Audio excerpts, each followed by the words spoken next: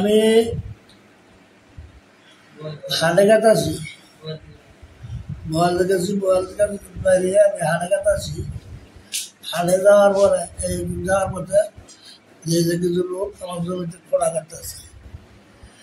তারপরে যাই আমি কি করস তখন আমার ওই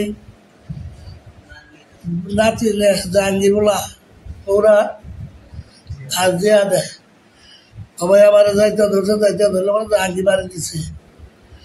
বাড়ি যাওয়ার পর আমি বলে গেছি আরো লোকজন আছে, আমার কাছে 5,02,000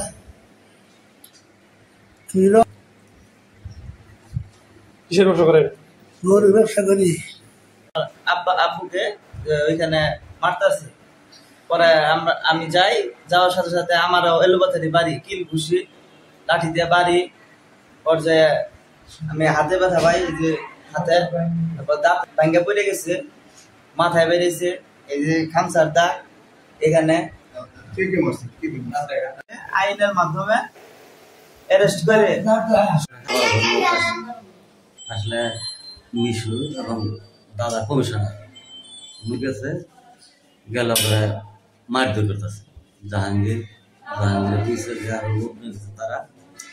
তাই আমি গেছি ফিরা, তাহলে বাইরে গেছে যে আমাদের বাড়ি মারছে, দাঁড়িয়ে ধরে নামছে, দাঁড়িয়ে সিরিয়াল হয়েছে।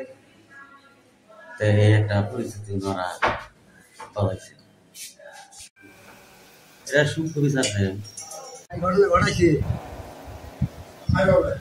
তারা অন্যায় করছে, আমরা বিচার চাই।